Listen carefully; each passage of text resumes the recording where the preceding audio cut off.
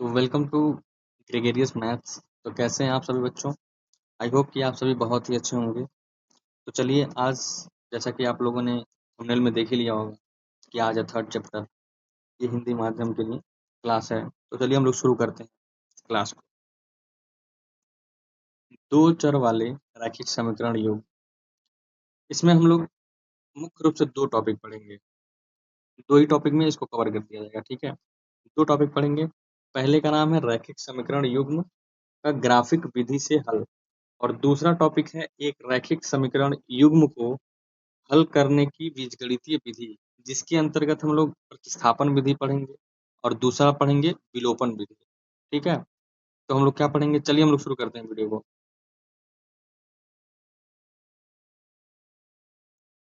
तो पहला टॉपिक का नाम है, पहला जो हम लोग पढ़ेंगे वह है आपका रैखिक समीकरण युग्म का ग्राफिक विधि से हल। रैखिक समीकरण युग्म का ग्राफिक विधि से हल। और दूसरा टॉपिक हम लोगों का है क्या, रैखिक समीकरण युग्म को, रैखिक समीकरण युग्म को हल करने की बीजगणितीय विधि।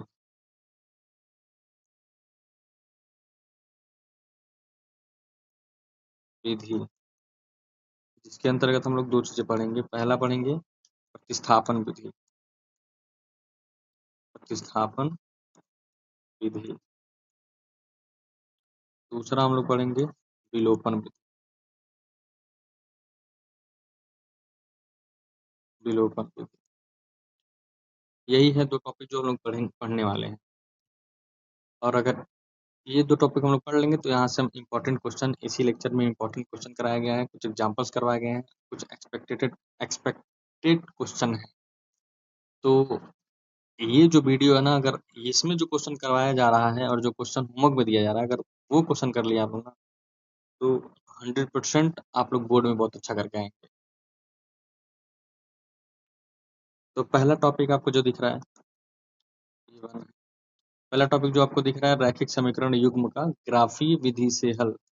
रैखिक समीकरण युग्म का ग्राफिक विधि से हल, ठीक है। इसमें हम लोग तीन डेफिनेशन पढ़ते हैं, संगत, असंगत, आश्रित। असंगत क्या होता है? असंगत क्या होता है? असंगत युग्म ऐसे युग्म जिसका कोई हल नहीं होता है। अच्छा, युग्म पहले, इससे पहले मैं युग्म बताऊं, एक चीज बता देना चाहता हूँ कि हमारे जो चैप्टर का नाम है रैखिक समीकरण युग्म, ठीक है। तो जैसा कि हमारे चैप्टर का नाम है, दो चरों वाले, कौन से वाले? दो चरों वाले रैखिक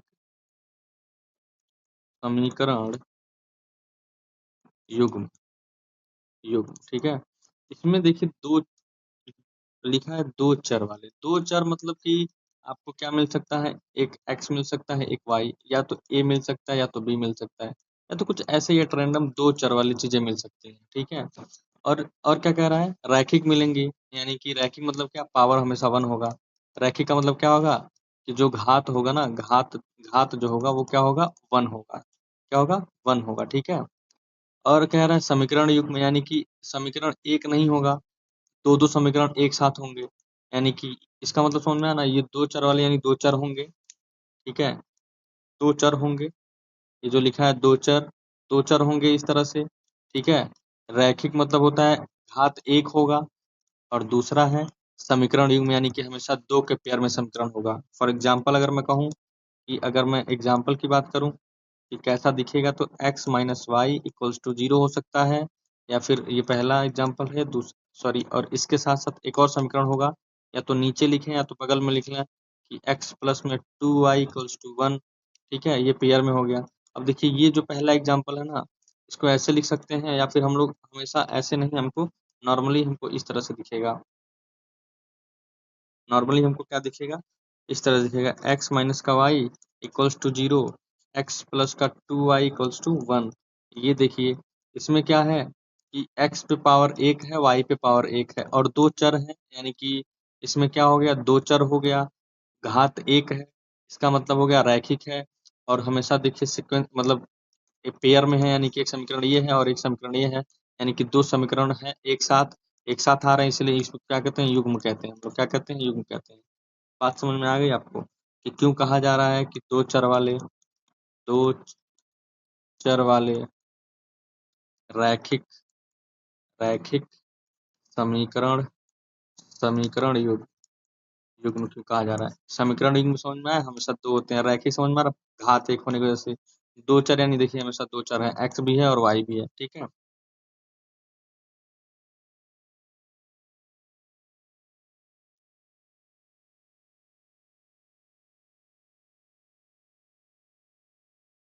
अब देखिए हम लोग क्या पढ़ेंगे, तो अब हम लोग पढ़ते हैं डेफिनेशन। यहाँ से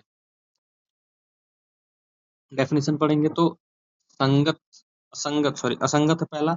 असंगत हम लोग देखेंगे तो इसमें क्या होता है, कोई हल नहीं होगा, जिसमें ऐसे रैखिक समीकरण युग्म जिसमें कोई हल नहीं होगा। संगत वाले में क्या होगा, ऐसे ऐसे समीकरण युग्म जिसमें एक ही हल होगा बस, ठीक है, जिसका कोई हल हो, सॉरी जिसका कोई हल हो, एक हल हो, दो हल हो, या जितने भी हल हो, ठीक है। और कह रहा है कि आश्रित आश्रित युग्म क्या होता है, जिसमें एक से अधिक यानी व्यापक बहुत सारे एक से ज्यादा हल हो जिसमें, ठीक है। और ये जो है ना, ये वाला जो थर्ड वाला जो है, ये इसी का पार्ट होता है, संगत वाले का, ठीक है। नीचे लिखा हुआ भी है, ध्यान दीजिए, आश्रित युग्म सदैव संगत ही होते हैं, संगत होते हैं, ठीक है। अब हम लोग पढ़ेंगे रेखाओं का जो व्यवहार है, ठीक है, रेखाओं का व्यवहार है, ये छोटे छोटे डेफिनेशन है, जानना बहुत जरूरी है इस चैप्टर। तो रेखाओं का व्यवहार जब हम लोग पढ़ेंगे तो इसमें तीन तरह की रेखाएं व्यवहार कर सकती हैं। रेखाएं तीन तरह से व्यवहार कर सकती हैं। पहला कह रहा है कि रेखाएं एक बिंदु को प्रतिच्छेदित कर सकती हैं। हमेशा अगर दो समीकरण है तो यानी कि हर एक रेखा को प्रदर्शित करता है। तो यहाँ पे दो दो समीकरण का युग्म है, यानी कि हमेशा दो रेखाओं की बात हम लोग करेंगे। तो दो रेखाएं क्या कर सकती हैं, एक बिंदु पे प्रतिच्छेदित कर सकती हैं, जैसा कि आपको इस डायग्राम में दिखाया गया है। देखिए यहाँ पे एक बिंदु पे प्रतिच्छेदित कर रही है, ठीक है। अगर ये वाला कंडीशन होगा तो ये हमेशा क्या होगा, अद्वितीय हल देगा, यानी कि यूनिक हल देगा, यानी कि एक ही हल देगा बस, ठीक है। दूसरी रेखा क्या कहती है कि रेखाएं अगर समांतर होती हैं तो कोई हल नहीं मिलता है, जैसे कि ये ग्राफ में दिखाया गया आपको। यहाँ पे रेखाएं देखिए समांतर हैं, यानी कि कहीं कट नहीं कर रही हैं, कहीं पे मिल नहीं रही हैं, तो ये क्या करेंगी, कोई हल नहीं देंगे, ठीक है। और तीसरी रेखा का व्यवहार क्या है, रेखा तीसरी तरह से व्यवहार कैसे कर सकता है कि रेखाएं संपाती हो सकती हैं, अर्थात कि कई सारे हल होंगे। इसका मतलब जैसे डायग्राम में दिखाया गया है कि एक रेखा है और उसी के ऊपर दूसरी भी रेखा है, यानी कि एक रेखा के ऊपर दूसरा रेखा है, मतलब कि दोनों ही आपस में कांटेक्ट में है, आपस में ही टच कर रही हैं। तो इसलिए क्या कहेंगे, ये रेखा क्या है, संपाती रेखा है। अगर रेखा संपाती होगी तो इसका क्या होगा, अप अपरिमित रूप से अनेक हल होंगे, ठीक है। जैसे कि आइए हम अब निम्नलिखित रैखिक समीकरण युग्मों पर विचार करते हैं। जैसे कि ये एक रेखा दिया हुआ है, ये दूसरी सॉरी ये समीकरण दिया हुआ है, मैंने रेखा कह दिया उसको। ये एक्चुअली रेखा को ही प्रदर्शित करता है ये समीकरण, ठीक है। तो दो समीकरण दिए हुए हैं, ये देखते यहाँ पे लिखा हुआ है रेखाएं प्रतिच्छेदित कर रही हैं। तो सर यहाँ लिखा हुआ है रेखाएं प्रतिच्छेदित कर रही हैं, ठीक है। दूसरी दूसरा दूसरा उदाहरण दिया हुआ है, यहाँ पे क्या है, दो समीकरण दिया हुआ है, देखिए यहाँ पे एक समीकरण, यहाँ पे एक समीकरण समीकरण है, बट जैसे कि पीछे बताया गया है कि दो समीकरण एक साथ होंगे, यानी कि समीकरण युग्म है।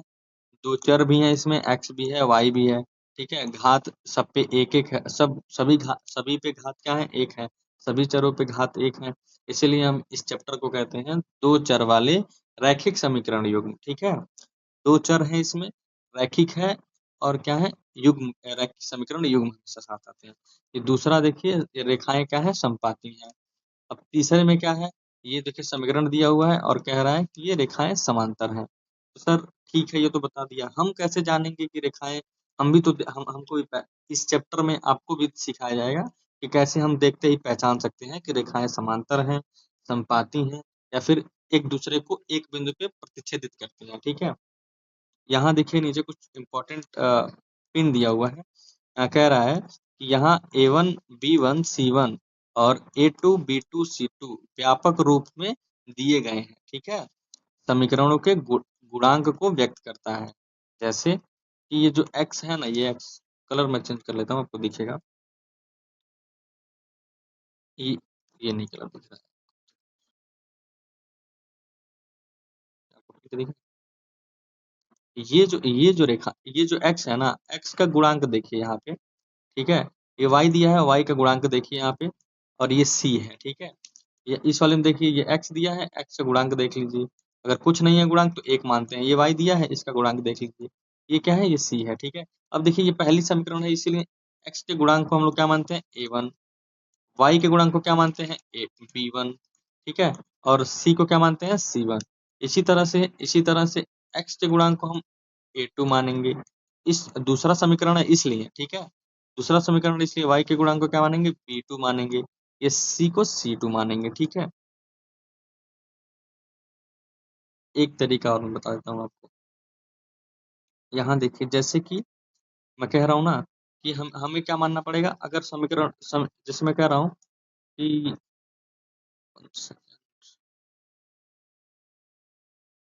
जैसे कि अगर मैं कहता हूँ x माइनस का y equals to 1, x plus का 2y इक्वल्स टू 1। ठीक है, अब देखिए ये समीकरण 1 है और ये समीकरण 2 है। ठीक है, अब चूंकि ये समीकरण 1 है ना, तो इसीलिए जो a1 मानेंगे, क्या मानेंगे? a1 मानेंगे, a1 की वैल्यू दिया हुआ है तुम्हारा 1। b1 मानेंगे, b1 की वैल्यू दिया माइनस का 1। c1 मानेंगे जिसकी वैल्यू दिया है 1। ठीक है, इसी तरह से सेकंड समीकरण है, दूसरा समीकरण है, इसीलिए हम इसमें क्या मानेंगे?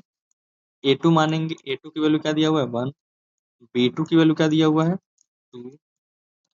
c2 की वैल्यू क्या दिया हुआ है? 1। ठीक है, a1 a2 b1 b2 c1 c2, ये समझ में आ गया क्या मान रहा हूँ? ये गुणांक है किसके? x y के। ठीक है, अब देखिए ये जो सारणी दिया हुआ है हमारा, ये क्या दिया हुआ है? सारणी जो दिया हुआ है। अब इस सारणी को हम देखेंगे और इस सारणी के फॉर्मूले को याद रखेंगे, क्योंकि अगर फॉर्मूला याद रहेगा आपको ना, तो आप समीकरण को देखते ही बता देंगे कि ये प्रतिच्छेदित कर रहा है, समपाती रेखा है या फिर समांतर रेखा है। ये चार्ट आपके सामने है, देखिए ये समीकरण दिया हुआ है। ठीक है, इस समीकरण में a1 a2 हमें फाइंड आउट करना आ गया। अब रेशियो बनाएंगे इस तरह से। ठीक है, रेशियो क्या है? a1 अपन a2, b1 अपन b2। अगर ये इक्वल नहीं है, क्या नहीं है? इक्वल नहीं है, तो क्या करेगा? हम क्या समझ जाएंगे? ये रेखा क्या है? प्रतिच्छेदित कर रही है। और जब रेखा प्रतिच्छेदित करेगी, इसका मतलब कि कहीं एक ही बिंदु पे करेगी। अब चूंकि एक ही बिंदु पे कर रही है, इसलिए अद्वितीय हल होगा उसका, यानी कि केवल मात्र एक हल देगा। ठीक है, अभी हम लोग हल निकालना भी सीखेंगे। हल निकालना हम लोग सीखेंगे दूसरे वाले टॉपिक में। हम कहे थे ना शुरू में कि 2 टॉपिक पढ़ेंगे हम लोग, तो ये पहला टॉपिक पढ़ रहे हैं। दूसरा टॉपिक जब पढ़ेंगे, यहाँ हम लोग पहले टॉपिक में हम लोग देख ले रहे हैं कि हम लोग देखते ही कैसे बता देंगे प्रतिच्छेदित करता है कि नहीं करता है, संपाती है कि नहीं है, समांतर है कि नहीं है। ये जब सीख लेंगे, उसके बाद हम लोग सेकंड टॉपिक पे जाएंगे। उसमें हम लोग सीखेंगे कि कहाँ प्रतिच्छेदित कर रहा है, उस बिंदु को कैसे फाइंड आउट करेंगे, कैसे निकालेंगे। ठीक है, कहाँ संपाती है तो उस बिंदु को कैसे फाइंड आउट करेंगे, उस बिंदु को कैसे निकालेंगे। ठीक है, तो पहले टॉपिक में हम लोग समझ लेते हैं। ये चार्ट जो है आपको याद होना चाहिए, ये अनुपात जो लिखा हुआ है ना, ये याद होना चाहिए, ताकि हम लोग देखते बता पाए कि ये रेखाएं, क्योंकि क्योंकि कई सारे ना जो मल्टीपल चॉइस के क्वेश्चन होते हैं उसमें सीधा सीधा दे देता है। ये समीकरण है, 4 ऑप्शन दे देगा, ये प्रतिच्छेदित करता है, संपाती है या फिर समांतर है या फिर इसमें से कोई नहीं है। तो आप देखते ही बता पाएंगे, आपका टाइम कम लगेगा। ठीक है, तो दूसरा दूसरा समीकरण देखिए हमारा यहाँ दिया हुआ है। अब दूसरे समीकरण का a1 a2 b1 b2 निकाल लेंगे। अब a1 a2 b1 b2 निकाल लेंगे, पहले का भी दूसरे का भी निकाल लेंगे और ये अनुपात बनाएंगे। अगर ये अनुपात बनाएंगे और तीनों अनुपात, अगर अगर तीनों अनुपात इक्वल होते हैं, तो हम कह देंगे संपाती रेखाएं हैं उसमें। ठीक है, यानी ये दोनों रेखाएं क्या है? संपाती रेखाएं हैं। इसका क्या मतलब हो गया? कि अपरिमेय रूप से अनेक हल होंगे। ठीक है, अब तीसरी रेखा देखिए दिया हुआ है हमारा, तीसरा तीसरा समीकरण दिया हुआ है। a1 a2 b1 b2 निकालेंगे और इस तरह से अनुपात बनाएंगे। अगर अनुपात में ये दोनों अनुपात बराबर और तीसरा वाला बराबर नहीं हुआ तो हम कह देंगे ये समांतर रेखा है, ठीक है, जिसका कोई हल नहीं है, ठीक है। आगे बढ़ते हैं। ध्यान देने वाली बात क्या है, यहाँ देखिए, यहाँ पे पूरा नोट्स बना सकते हैं आप लोग, निष्कर्ष याद करने वाली चीजें हैं, ये आपको याद करनी ही पड़ेंगी। मैं 2 क्वेश्चन कराऊंगा आपको और आप भी 2 क्वेश्चन प्रैक्टिस कर लेंगे तो ये कंफर्म है, मेरी तरफ से गारंटी है, आपको पूरी पूरी याद हो जाएगी ये, ठीक है। तो पहला क्या है, जैसे कि देखिए समीकरण व्यापक रूप दिया है, व्यापक रूप मतलब ये होता है ना कि इसी समीकरण का यूज करके हम कोई भी समीकरण बना सकते हैं, ठीक है।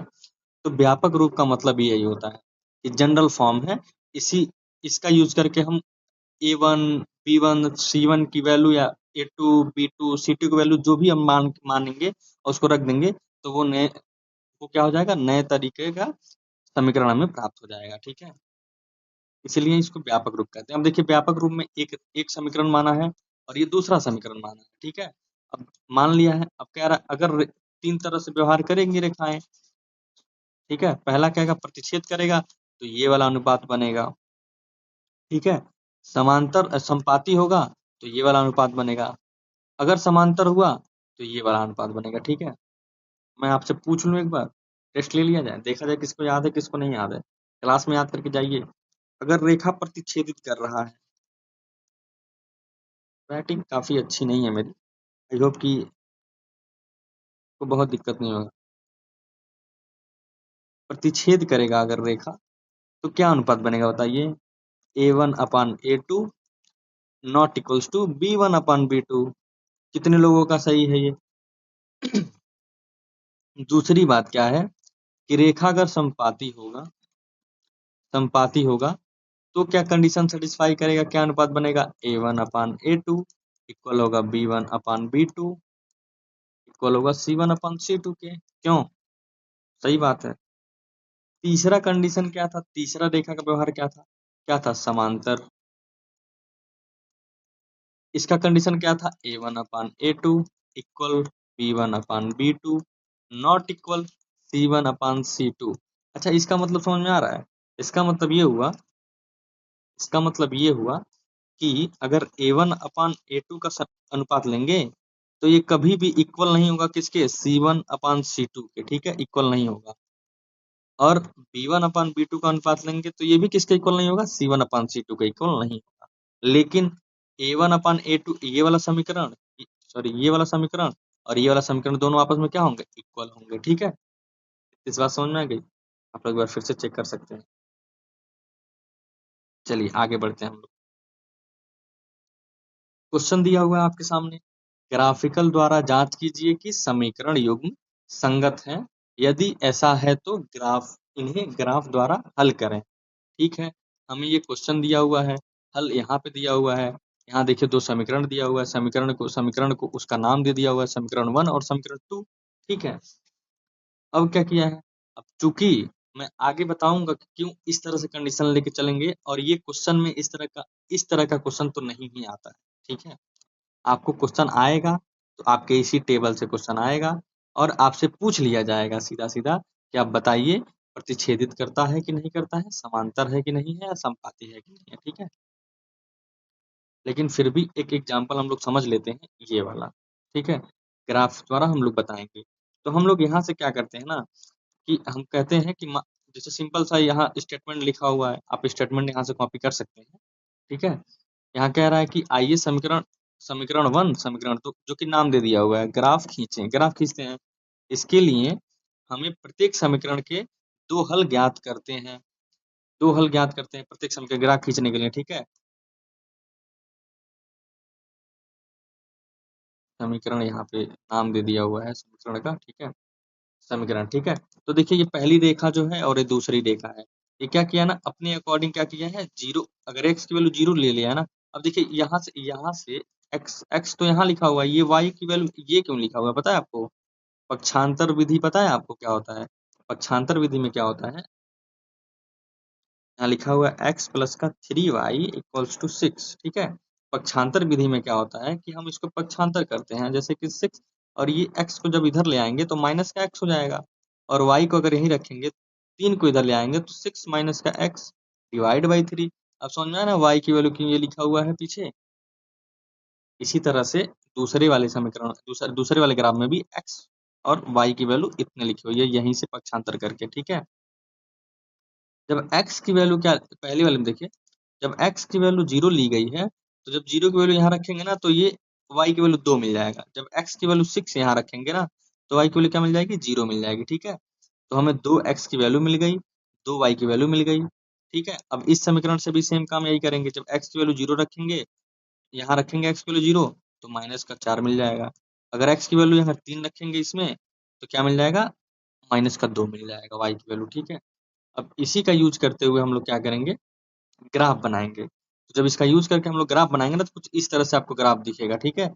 ये पहली लाइन आएगी और ये दूसरी लाइन, ठीक है, और यहाँ पे बिंदु काटेगी और ये बिंदु होगा 6,0, ठीक है। फिर यहाँ से हम लोग कह देंगे कि हम देखते हैं कि रेखाएं ए बी और पी क्यू में एक उभयनिष्ठ बिंदु बी क्या है, बी क्या है, 6,0 है। इसलिए रैखिक समीकरण युग्म का एक हल x बराबर 6 और y बराबर 0 है, ठीक है। अर्थात समीकरण युग्म संगत है, यानी कि हल मिल रहा है इसका, इसलिए संगत कह रहे हैं, ठीक है। अब देखिए यहाँ पे क्या किया गया है, क्या किया गया है यहाँ पे, रैखिक समीकरण युग्म को हल करने की बीजगणितीय विधि, ये दूसरा टॉपिक है। आपको दूसरा टॉपिक दिख रहा है आपको, ये दूसरा टॉपिक है। पहले टॉपिक में हमने पढ़ लिया, काफी सारी चीजें सीखा उसमें, ठीक है। अब ये दूसरा टॉपिक है, दूसरे टॉपिक में क्या है, एक रैखिक समीकरण युग्म को हम लोग बीजगणितीय विधि से हल करेंगे। यहाँ देखिए क्या लिखा हुआ है, अगर पिछले अनुच्छेद मतलब कि पिछले वाले टॉपिक में हम लोग जो भी पढ़े हैं, हमें एक रैखिक समीकरण युग्म को हल करने के लिए ग्राफिक विधि की चर्चा की, हमने की चर्चा, ठीक है। फिर कह रहा है कि ग्राफिक विधि उस स्थिति में असुविधाजनक होना चाहिए यहाँ पे, ठीक है। नहीं, सॉरी, असुविधा नहीं, सुविधाजनक नहीं थी, ठीक है। असुविधाजनक हो रही थी हमें, ठीक है, असुविधाजनक हो रही थी यानी सुविधाजनक नहीं थी। क्यों नहीं थी, क्योंकि जैसे रैखिक समीकरण के हलों को निरूपित करने वाली बिंदु निर्देशांक पूर्णांक नहीं है। अगर अभी तक क्या था कि x की वैल्यू 0 और x की वैल्यू 1, x की वैल्यू 2, यानी कि ये सब पूर्णांक है, ठीक है। अगर x की वैल्यू पूर्णांक नहीं दिया होगा ना तो ग्राफिक वाला मेथड हमारा काम नहीं करेगा, उसमें काम तो करेगा लेकिन बड़ा टफ हो जाएगा उसको सॉल्व करना। जैसे कि अगर अगर अगर निर्देशांक अगर हमको x equals to under root 2, y equals to 2 under root 7 दे दिया हो अगर, या फिर ऐसे कुछ भी दे दिया हो कि x कामा y अगर निर्देशांक हमें दे दिया है अंडर रूट 2 और अंडर रूट 5, तो जब निर्देशांक ऐसे कुछ देगा ना तो हमारे लिए थोड़ा टफ हो जाएगा।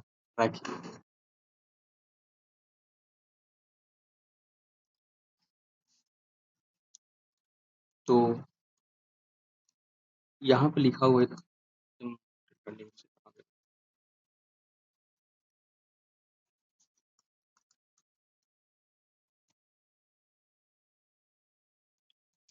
पहले हम लोग समझ गए कि इस आखिर आखिर में अंततः बीजगणितीय विधि की आवश्यकता क्यों पड़ी हमें, ठीक है।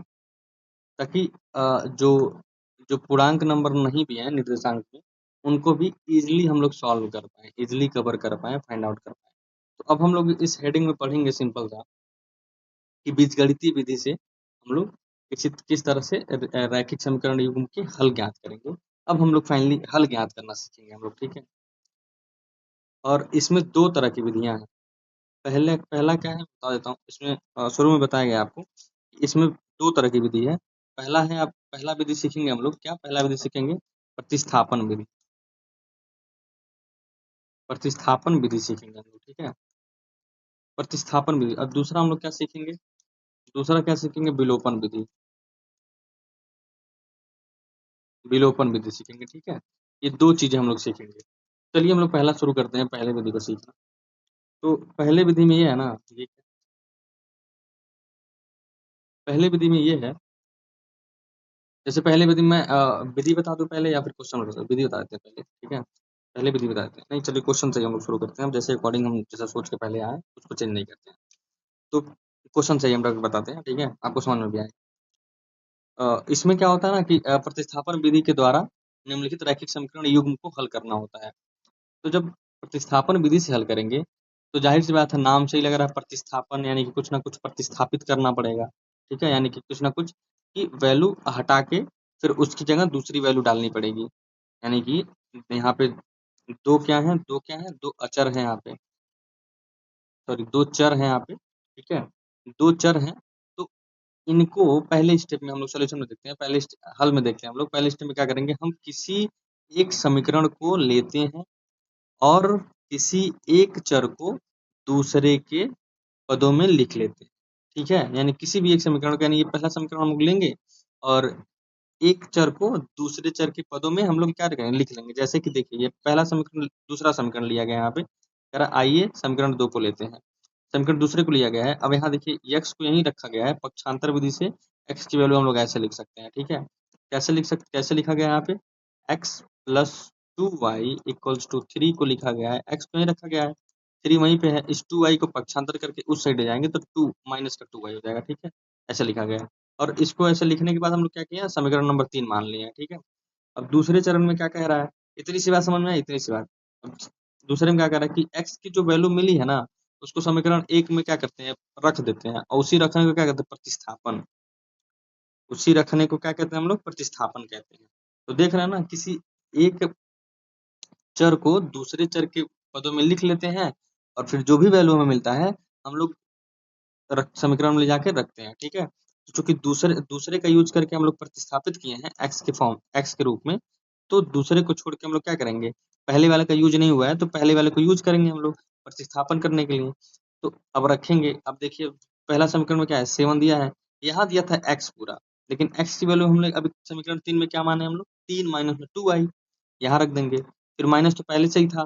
ठीक है, 15 और फिर वाई बराबर में 2, इतना लिखा गया। अब इसको सिंपल करेंगे ना, तो जब सिंपल करेंगे तो आपको ये मिलेगी वैल्यू, और यहाँ से y की वैल्यू क्या मिल जाएगी, ये मिल जाएगी। अब इसी y की वैल्यू को क्या करेंगे ना, समीकरण 3 में रख देंगे ले जाके। देखिए यहाँ पे तीसरे चरण में क्या क्या है कि y का जो वैल्यू मिला है हमको, उसको क्या करेंगे, समीकरण नंबर 3 में प्रतिस्थापित कर देंगे। यानी कि किसी भी वैल्यू को उठाएंगे और जब रखेंगे किसी समीकरण में, उसको क्या कहते हैं, प्रतिस्थापित करना। अच्छा, मैं कहूँ कि आप लोग सुने होंगे कि इसकी मूर्ति को प्रतिस्थापित किया जा रहा है। तो मूर्ति को एक जगह से उठा के दूसरी जगह पे जब रखा जाता है तो उसी रखने की प्रक्रिया को क्या कहते हैं, प्रतिस्थापित करना कहते हैं।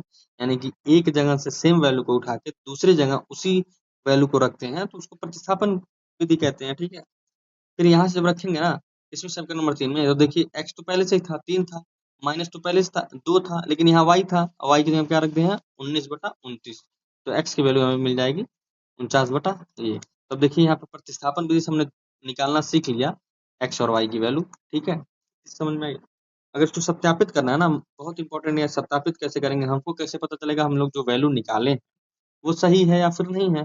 तो इसके लिए हम लोग क्या करेंगे, सत्यापन विधि का यूज करेंगे। सत्यापन विधि क्या है, जो x और y की वैल्यू मिली है ना, इसको किसी भी एक समीकरण में ले जाकर रखेंगे, अगर वो संतुष्ट किया, मतलब दोनों पक्ष बराबर आ गया, यानी कि लेफ्ट हैंड साइड इक्वल आ गया राइट हैंड साइड के, इसका मतलब कि दोनों बराबर है, यानी कि हमारा जो वैल्यू निकाला गया था ना वो सही है। ठीक है, किसी भी समीकरण में, समीकरण 1 में रखेंगे चाहे 2 में रखेंगे। ठीक है, क्वेश्चन समझ में आया। अब मैं इसका विधि लिख के ले आया हूँ आपके लिए, आप लोग यहाँ से नोट्स बना सकते हैं। विधि समझ लीजिए, पहले चरण में क्या किया गया है, 3 चरण में हम लोग सॉल्व किए हैं इसको। ठीक है, चरण इसलिए है ताकि याद भी तो करना होता है, लोग बच्चे भूल जाते हैं। ठीक है, तो चरण 1 में क्या करता है कि एक चर का मान माना y, दूसरा दूसरे दूसरे चर माना x के पदों में किसी भी समीकरण से ज्ञात कर सकते हैं। यानी सिंपल सा बात है, यानी कि x को या तो y के पदों में मान लेते हैं या तो y को x के पदों में मान लेते हैं, किसी भी एक समीकरण का यूज करके। क्योंकि ये समीकरण युग्म पढ़ रहे हैं, हमेशा 2 समीकरण होगा, तो किसी एक समीकरण का यूज यूज करके हम लोग क्या ले लेंगे, या तो x को y के पदों में लिख लेंगे या तो y को x के पदों में लिख लेंगे। ठीक है, फिर लिखने के बाद दूसरे दूसरे चरण पे हम लोग आएंगे। जैसे दूसरे चरण पे हम लोग आएंगे तो कहेंगे y के इस मान को दूसरे समीकरण में प्रतिस्थापित करते हैं। जैसे मान मिल जाएगा, दूसरे समीकरण में प्रतिस्थापित कर देंगे जिसका यूज नहीं हुआ है। फिर तीसरे तीसरे चरण में आएंगे तो कहेंगे अब तीसरे चरण से x और y का मान उसी समीकरण में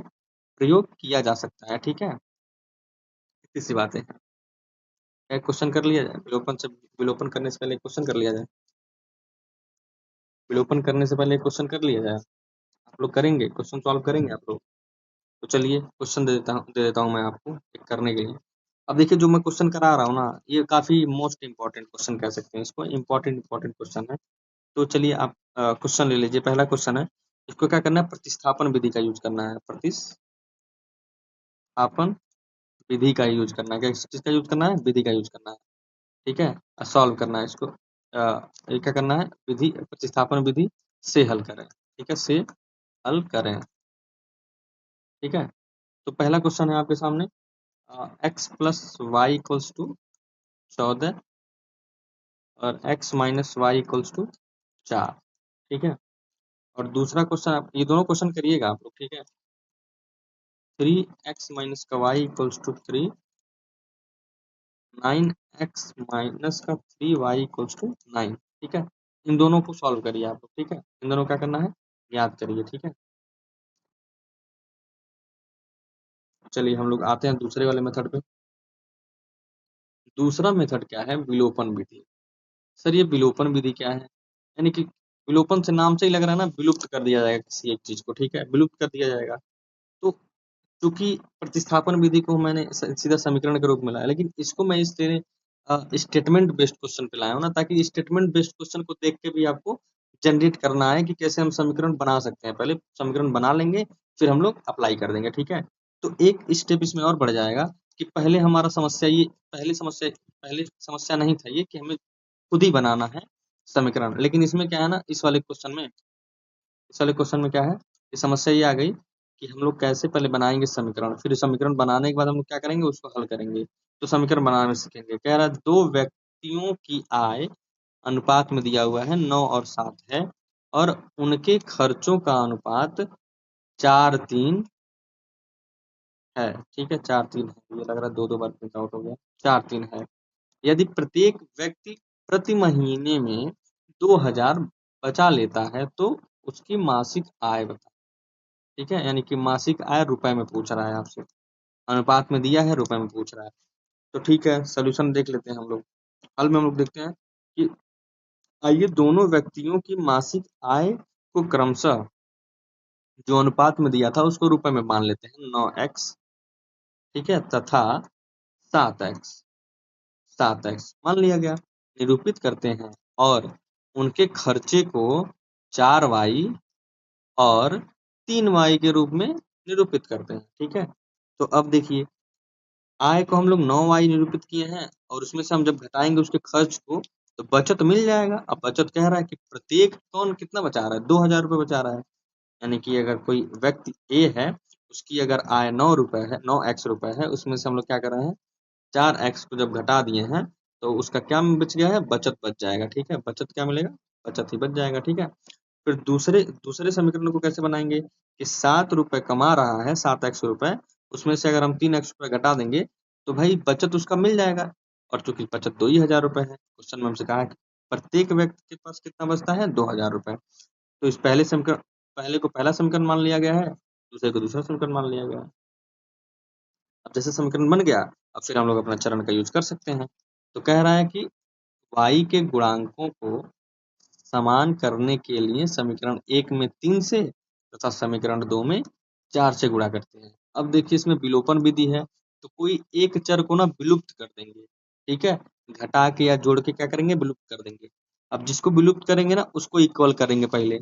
जब इक्वल कर लेंगे, देखिए y को यहाँ विलुप्त कर रहा है तो y को क्या किया है, इक्वल किया है। और जैसे y को इक्वल होगा तो इन दोनों को क्या करेंगे, जब घटाएंगे तो चिन्ह बदलता है, आपको पता है, यहाँ माइनस से प्लस हो जाएगा, ये दोनों कट जाएंगे, ये विलुप्त हो जाएगा, पूरी वैल्यू x के फॉर्म में आ जाएगी। ठीक है, तो इसीलिए क्या किया गया है, देखिए पीछे पीछे y की जो वैल्यू दी हुई थी, ये 4y, यानी कि 4y, और यहाँ 3y दिया हुआ था। यानी कि इन दोनों को अगर इक्वल करेंगे तो इसमें हम 3 से गुणा कर देंगे तो 12 बन जाएगा, इसमें 4 से गुणा करेंगे तो भी 12 बन जाएगा। जब दोनों इक्वल हो जाएंगे तो हमको आसान हो जाएगा इन लोगों को घटा के या फिर जोड़ के यहाँ से विलुप्त करने का। ठीक है, इसलिए हम इसको क्या करते हैं, विलोपन विधि।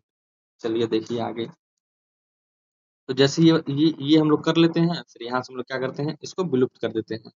क्या विलुप्त हुआ यहाँ से, y का जितना पद है क्या हो जाएगा, y का जितना पद है ये क्या हो जाएगा, विलुप्त हो जाएगा यहाँ से। ठीक है, फिर क्या मिल जाएगा दूसरे चरण में, y को विलुप्त करने के लिए समीकरण 3 को समीकरण 4 से घटाते हैं। जैसे घटाएंगे तो देखिए यहाँ से घटा के जब आप चेक करेंगे ना, तो ये 28x दिया है, माइनस का 27x दिया है, माइनस का 12x, माइनस का सॉरी यहाँ से माइनस कॉमन लिया गया तो प्लस का 12x, माइनस का 12x, दोनों कट जाएंगे, जीरो बच जाएगा, और इन दोनों को घटाएंगे तो आपके पास तो x की वैल्यू इसके आ जाएगी 2000 रुपये आ जाएगी। ठीक है, 2000 आ जाएगी। फिर तीसरे समीकरण में हम लोग क्या कहेंगे कि x का मान समीकरण 1 में प्रतिस्थापित करने पर या फिर रखने पर, प्रतिस्थापन करना रखना, जैसे समीकरण 1 में रखेंगे तो यहाँ 9 तो पहले से था, यहाँ x था तो x के यहाँ पे क्या रखा गया 2000, ये माइनस का 4y था और फिर 2000 था। अब देखिए ये पूरा जो समीकरण, ये पूरा समीकरण जो दिख रहा है ना, ये पूरा x के ही फॉर्म में बदल गया है। ठीक है, यहाँ कहीं y नहीं दिख रहा है, तो यहाँ से y इक्वल टू क्या आ जाएगा 4000। तो हमें क्या मिल गया, x की वैल्यू 2000 और y की वैल्यू 4000।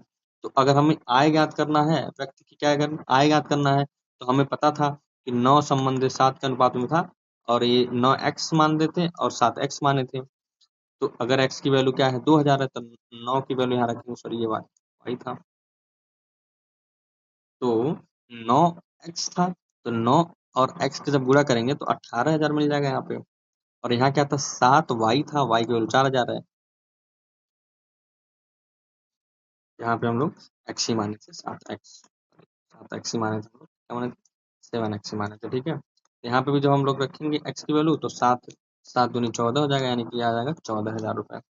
सत्यापित करने के लिए हम लोग जब आय को जब अनुपात में रखेंगे और दोनों को कट करेंगे, तो यहाँ से भी कट हो जाएगा ये तीनों जीरो, और फिर इसको कट करेंगे तो ये 9 बार में कटेगा और ये 7 बार में कटेगा, अनुपात बदल गया।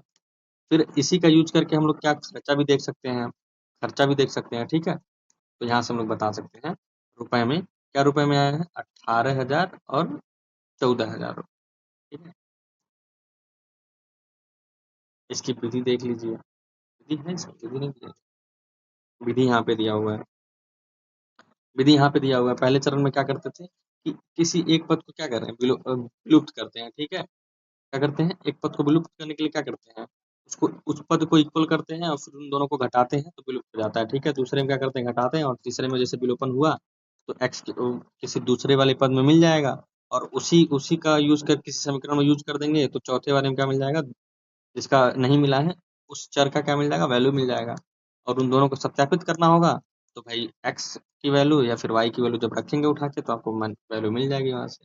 ठीक है, ये टिप्पणी था कुछ, टिप्पणी आपके सामने बहुत अच्छा टिप्पणी है आपके लिए कुछ इम्पोर्टेंट है। अब यहाँ पे लिखा हुआ उपर्युक्त उदाहरण को हल करने में उपयोग की गई विधियों को विलोपन विधि कहते हैं। ठीक है, क्योंकि हमें प्रथम चरण पर कोई विलुप्त करके, सर्वप्रथम एक चरण को विलुप्त करके एक चरण में रैखिक समीकरण प्राप्त करता है। हम हमने y को विलुप्त किया था और x भी विलुप्त कर सकते हैं। y को क्या किया था, विलुप्त किया था, लेकिन हम क्या कर सकते हैं, x को भी विलुप्त कर सकते हैं। इस प्रकार समीकरण को हम लोग हल करने का प्रयत्न करेंगे। दूसरा क्या कह रहा है कि आप इसको हल करने के लिए प्रतिस्थापन विधि का भी यूज कर सकते हैं या फिर ग्राफिकल विधि का भी यूज कर सकते हैं। ठीक है, कर सकते थे। इन विधियों से भी हम ज्ञात कर सकते हैं। देखिए कौन सी विधि सबसे उपयुक्त है आपके लिए, ठीक है, कौन सी आसान है। और एक बात और मैं बता देता हूँ, ठीक है, अभी जो पीछे तो बता ही दिया गया आपको कि ग्राफिकल विधि में, पहला क्या बताया था मैं, ग्राफिकल विधि में क्या प्रॉब्लम थी, ग्राफिकल विधि में ग्राफिकल विधि में क्या प्रॉब्लम था, इसमें पूर्णांक के अलावा अगर कुछ भी लेते हैं ना तो हमें सॉल्व करने में बहुत परेशानी आएगी। ठीक है, पूर्णांक के अलावा कुछ और नहीं ले सकते हैं। ठीक है, और अ, विलोपन में क्या था, विलोपन विलोपन में क्या था, विलोपन, ठीक है, विलोपन में क्या था, विलोपन विधि में क्या करते हैं, किसी एक x को या फिर y को क्या करते हैं, विलोप कर देते हैं। ठीक है, अगर हम x को विलोप किए हैं, सॉरी y को विलोप किए हैं तो x की वैल्यू मिल जाती थी।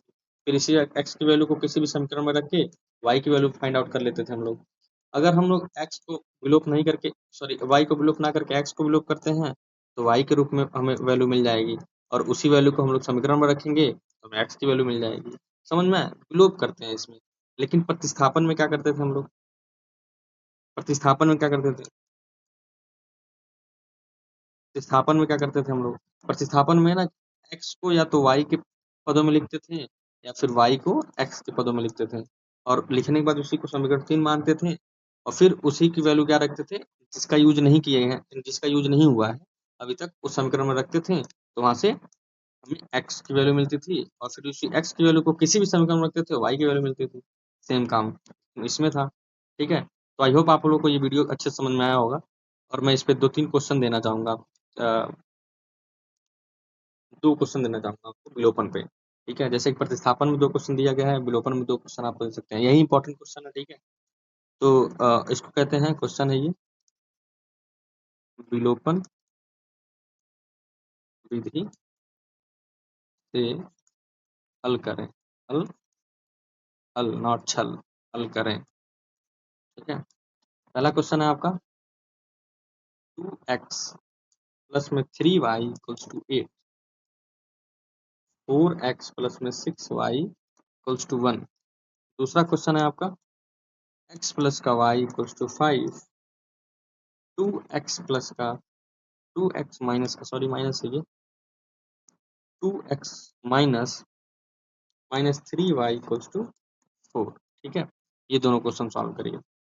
ठीक है, तो आई होप आप लोगों को ये बहुत पसंद आया होगा, ये वन शॉट वीडियो आपको बहुत पसंद आया होगा। तो मैं रिक्वेस्ट करूंगा आप लोगों से कि इस चैनल को सब्सक्राइब करें। ठीक है, लाइक करें, सपोर्ट करें। ठीक है, तो मिलते हैं हम लोग अगले नेक्स्ट सेशन में अगले चैप्टर के साथ। अभी तक मैंने चैप्टर 1, चैप्टर 2 एंड ये है चैप्टर 3। ठीक है, अब चैप्टर 4 भी आने वाला है, चैप्टर 4 भी आने वाला है इसी मंथ में, आपको चैप्टर 4 भी मिल जाएगा। तो इसी तरह से हम लोग पूरे यूनिट को कवर कर लेंगे। तो अगर आप पहली बार पढ़ रहे हैं तो आपके लिए भी इम्पोर्टेंट है, अगर आप पढ़ चुके हैं तो वो और इम्पोर्टेंट है ये वाली क्लास, क्योंकि रिवीजन भी हो जाएगा, कुछ क्वेश्चन भी अटेम्प्ट कर लेंगे और इतने कम टाइम में पूरे चैप्टर को पूरे चैप्टर को समराइज करना, this is a very tough, but मैं थोड़ा सा प्रयास किया हूँ और शायद आप लोग को पसंद भी आया होगा। तो मेरा हम्बल रिक्वेस्ट है कि आप लोग इस चैनल को सब्सक्राइब करें और लाइक करने से क्या होता है ना कि थोड़ा सा मोटिवेशन मिलता है कि और अच्छे तरीके से ले आया जाए और बच्चे इंटरेस्ट दिखा रहे हैं तो उसको और अच्छे से सॉल्व किया जाए और एक्सप्लेन किया जाए। ठीक है, तो चलिए मिलते हैं हम लोग अगले सेशन में। तो बाय।